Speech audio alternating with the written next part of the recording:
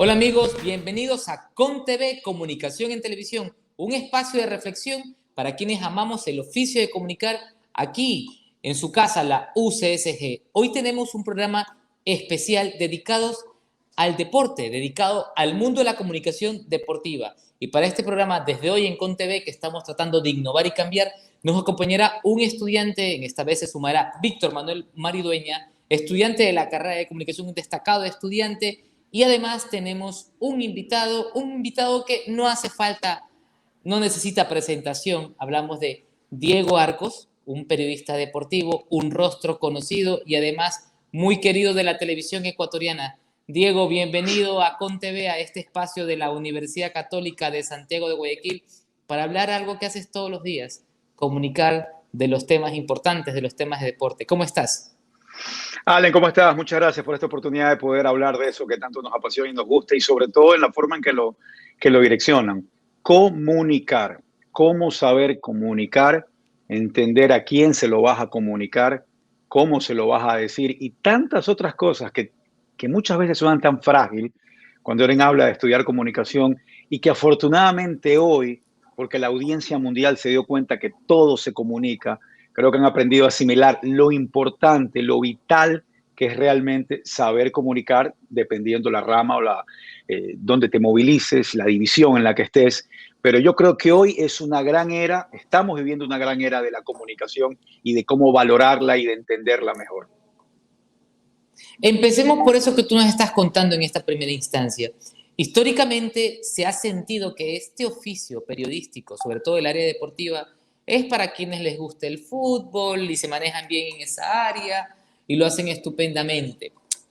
Pero ¿qué pasa cuando tú sabes que necesitamos tener una profesionalización de esta área? Es decir, que requiere de cierto conocimiento. Hay unos mínimos que históricamente no se han exigido. A mí me da mucha lástima si hago un recuento histórico de cómo ha sido la profesión de periodista deportivo en el Ecuador, cómo empezó. Ahí va la parte lástima, el efecto lástima. Y de ahí vamos a entrar a la época de la profesionalización, afortunadamente, y de que ya ingresa con fortaleza el sector académico, la parte académica. Para que tengan una idea, en los 80s, 90s, y tal vez esto empieza a cambiar en los primeros años o el primer lustro del nuevo siglo, pero para que tengan una idea, en los 80s y 90s, para que tú puedas hacer periodista deportivo en una radio, te hacía falta una grabadora, esas grandes que había antes para grabar con cassette y tu cédula. Porque tú ibas a hablar con el director del medio y le decías que ibas a hacer cobertura en el entrenamiento de Barcelona y Emelec o en los partidos de Copa País, porque sí había un poco más de plurideporte. Entonces, ya ven, trae. Entonces te firmaban y te pagaban poco. La profesión estaba un poco degenerada, era la última rueda del coche. De hecho, se decía que el deporte estaba en AM porque tenía que sonar mal. Entonces, eso de ahí se arraigó mucho en la mentalidad de la gente en que decía, pues, si son periodistas deportivos, pero si salen al último en el noticiero, si por algo les dan 10 minutos, si solo van a hablar de fútbol, eso se aferró mucho. Eso se aferró mucho y en gran parte tenían culpa los propietarios de los medios que por querer ahorrarse dinero, por querer pagar menos y por crear un producto estándar para abajo, contrataban a esta gente que venía con la grabadora y la cédula para escribirlo en la radio, nada más. Y No tú había, llevas, no había una preparación académica ni de broma. Y quien y, quería meterse a hacer periodismo deportivo, por ahí empezaba a estudiar periodismo cuando se empezaron a abrir aquí en las aulas. ¿Y qué hiciste en tu caso? ¿Qué pasó, mi Yo querido Diego? tenía, yo tenía, y aquí voy a tener que irme un poco muy atrás y contar cosas que nunca he contado, creo. Yo tenía una fijación por el deporte, el arte, el cine, la música desde muy joven. Y desde muy joven, me refiero desde mis 13 y 14 años, yo ya tengo 50 años, desde mis 13 o 14 años, empecé a grabar, empecé a escribir guiones, empecé a hacer crónicas de lo que pasaba en un partido de fútbol. Pero yo leía el diario y me empecé a dar cuenta que la crónica era siempre similar. El partido podía ser similar, pero la crónica era similar. Y yo me preguntaba, ¿será que ya esa es la ruta que hay que tomar? ¿Y qué pasa si quiero escribirla diferente? ¿Será que no me leen? Tuve la suerte de hacer deporte y me dieron una beca. Y cuando me dieron la beca dije, yo quiero estudiar producción audiovisual, quiero ser director de cine y quiero aprender a comunicar. Mi idea era, como yo consideraba que tenía cierto talento para el béisbol, que me iban a dar un contrato multimillonario y que después de que termine mi carrera y que me iba a fajar de dinero, iba a empezar a transmitir deporte porque yo ya era un comunicador, ya había estudiado en la universidad. No salió así, no tuve todo ese talento y de pronto estaba de vuelta en el Ecuador en 1989. ¿Dónde Había hecho estudiaste? ¿Dónde estudiaste fuera? estaba en Estados Unidos en Fordham, había hecho 2 años de universidad en la cual en los 2 años nos habíamos pasado hablando de cine, de cómo grabar y muy poco de comunicación. Yo regreso al Ecuador, piso el Ecuador, recuerdo claramente mi papá me agarra de casa y me dice, tú vas a estudiar, ¿eh? Tú te gradúas. Y me fui directo a la Faxo. Ingreso a la Faxo y a los 20 minutos de estar en la Faxo lo tenía aquí a Coquín, al legendario Coquín, y me Alvarado. pregunta, sí, y me pregunta, Para quienes no tú, entiendan, hay que darle contexto a la audiencia. Coquín Alvarado era casi que un jeque, un tipo con un historial bastante interesante dentro de la Facultad de Comunicación de la sí, Universidad Estatal. se me pone aquí y me dice, vienes a ser profesor, sé que vienes a Estados Unidos, vas a dar clase. Entonces, el hecho de que yo había estado en una aula en Estados Unidos 2 años sin haberme graduado, ya me daba a mí un estándar de ser profesor universitario en el Ecuador. Yo no Eh, entendía qué pasaba. ¿Estos son años 80 o 90? Año 1990, exactamente ocurrió esto de aquí. Ok, quiero dar un poco de contexto porque obviamente aquí estamos tres generaciones. Uh -huh. Estás tú, cincuentón, yo un poquito menos, y todavía mucho menos aquí nuestro estudiante, también entrevistador, Víctor Manuel Maridueña. Víctor, yo no sé si comprendes, es importante situarnos en el momento histórico, año 1990. ¿Qué le puedes preguntar a nuestro invitado sobre ese momento que vivió acá cuando estaba empezando a estudiar comunicación? Justamente me parece muy interesante lo que dices, Diego, porque la pregunta que yo tenía planteada es justamente desde lo académico. Desde lo académico, desde 1990 hasta la actualidad, no hay muchas universidades que ofrezcan No, este enfoque del periodismo. Se centran no. exclusivamente en el periodismo deportivo. Entonces mi pregunta va dirigida en ¿cuánto le afecta al periodismo deportivo esta condición? Le afecta bastante. Y yo te iba a terminar esto para contestar bien tu pregunta. A tal punto que yo llegué y ya me querían hacer profesor por tener 2 años en aulas. Y cuando entro a medios, a los pocos meses después, me doy cuenta que el que sabía más de iluminación era porque había tomado un curso en Chile. Que el mejor camarógrafo había tenido 3 clases con un camarógrafo que vino de México. Es decir, no había preparación tampoco ni para los camarógrafos ni para la gente que iluminaba. Era muy empírico. Todo era muy empírico porque no te lo ofrecía tampoco el factor académico aquí en el Ecuador.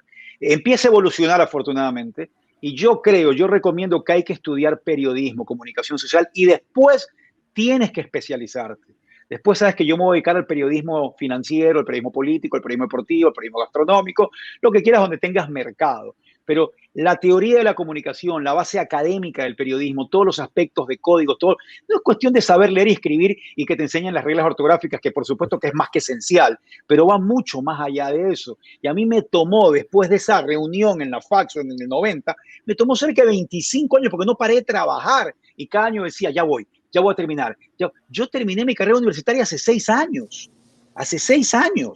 Y después de eso me obsesioné y me metí, como me dice mi esposa, y me hice adicto a maestrías. Me metí a estudiar comunicación digital, multimedia, dirección de cine y muchas otras cosas porque ya te haces un enfermo, pero haberme hecho un enfermo de seguir aprender, lo que único que puedo hacer es beneficiarte. Ahora, la parte de periodismo deportivo, ahí viene otra, porque si quieres cubrir tenis, o si quieres cubrir fútbol, o si quieres cubrir Juegos Olímpicos, no es que no te puedes leer un librito, tienes que tener muchas más alternativas, recursos para saber cómo lo haces. A mí en el año 86 el gobierno ecuatoriano me envía a Cuba.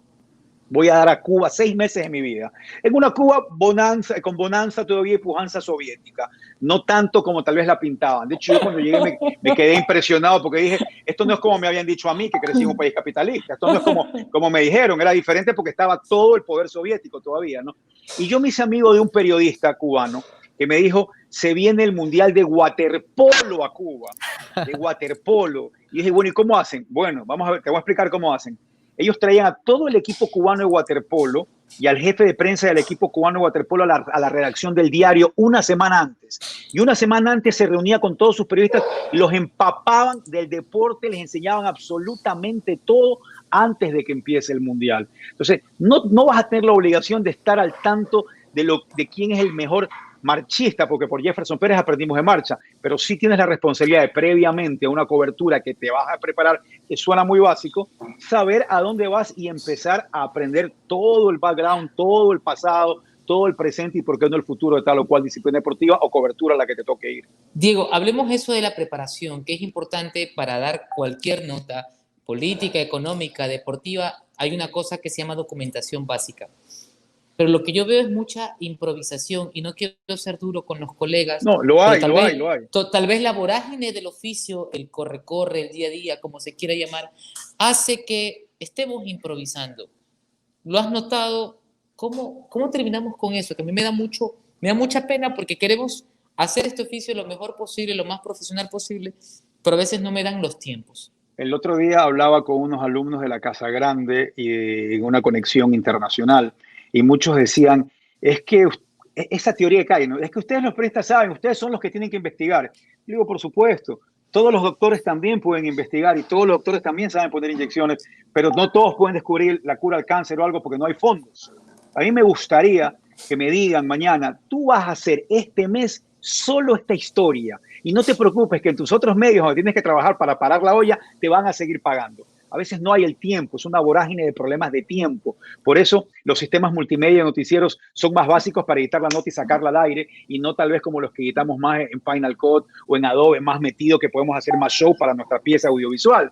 Entonces, ese es un tema que tenemos en contra mucho, Allen, en el aspecto de que el tiempo está contra nosotros, nuestra estructura de sociedad para querer generar más fondos nos hace trabajar en varios medios y tratar de quedar bien con todos y a veces, sí, a veces en el día de tus 3 trabajos a uno le dedicaste menos que al otro, en el uno improvisaste, en el uno no llegaste preparado, pero no es la recomendación. Yo en los últimos 30 años que llevo esto he visto miles de personas que han dicho voy a trabajar en radio, yo me siento ahí y hablo, nomás yo sé lo que tengo que hablar. 3 días duran, al cuarto día ya no saben qué decir, se dan cuenta que hay que hacer un libreto, que hay que preparar temas, que si voy a hablar de tal o cual cosa tengo que traer todo un historial, como le llamo la ramificación, y le digo, bueno, ¿y qué pasó? ¿Se te acabaron los temas? Te das cuenta que no es de hablar y hablar, hay que realmente traer una base, una fundamentación de qué voy a hablar hoy día. Hoy juega Ecuador-Bolivia, puedes armar lo que quieras de Ecuador-Bolivia y hacer temas y temas, pero ahí entramos en otro aspecto que con Allen me ha encantado encontrarme y darnos cuenta que pensamos igual, que ya las audiencias cambiaron.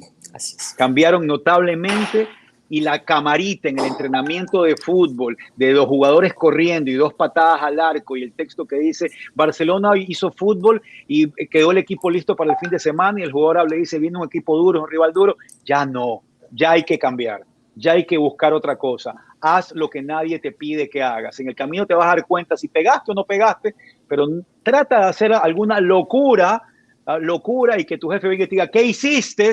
Y pronto te das cuenta, oye, la vieron, funcionó. Ya, y voy a hablar de esa locura después del corte, quedamos hasta aquí. Guárdate cosas en el tintero, Diego, y también a nuestro estudiante Víctor Manuel, porque después de este corte seguimos con más, aquí en ConTV, Comunicación en Televisión.